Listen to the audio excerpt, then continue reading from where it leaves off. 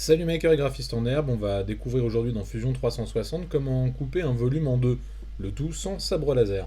Alors c'est assez simple, on va créer un petit volume et on va utiliser en fait un guide, un tracé qui va nous permettre de soit couper une face, soit couper un volume. Allez c'est parti. Donc pour ça je vais créer ici une boîte, voilà une bête boîte, je vais la démarrer là. Hop, tac, une espèce de cube, zou, voilà. Donc là, on a notre volume et on souhaite ici le couper en deux. Alors, pour ça, c'est relativement assez facile. Vous allez voir, on a plusieurs outils.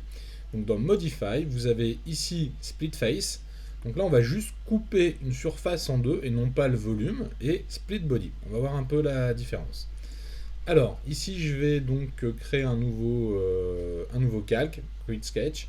Je me mets sur cette, alors non pas sur la face, mais sur ce plan de travail là. Et je crée ici avec par exemple une spline.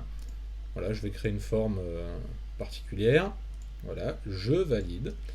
Et je vais utiliser cette spline pour couper juste cette face. Alors pour ça, je retourne dans Solid. Ici, je vais dans Modify, Split Face. Donc je sélectionne ici la face. Ensuite, je viens sélectionner ici ce trait. Donc là, voilà, il nous propose. Donc là, oui, vous avez quelques options que vous pouvez bien sûr utiliser en fonction des conditions. Moi, je jette juste ici split sur la surface.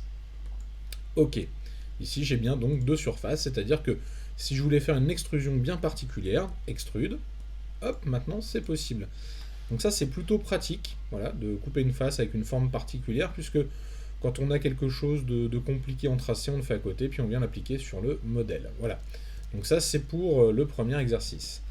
Alors, maintenant, je souhaiterais ici couper tout le volume en deux. Eh bien, on revient, donc là je suis revenu en arrière, j'ai fait commande Z ou CTRL Z. Je reviens dans Solid, je vais sur Modify, Split Body. Ici, je sélectionne donc l'objet, je sélectionne ensuite le tracé de la spline. Vous voyez, ici, il me propose ici de couper.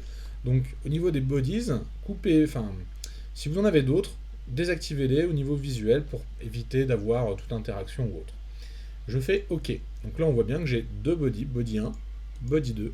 Voilà. Et donc si je déplace par exemple celui-ci, donc body 1, voilà, je fais raccourci M ou Modify, vous cliquez ici sur Move Copy ou raccourci M directement. Hop, donc body 1, M, je le descends et on voit bien ici que j'ai, donc OK. Donc là on peut mettre bien sûr une dimension, il n'y a pas de souci. Je vois bien que j'ai bien deux parties, donc j'ai bien coupé en deux.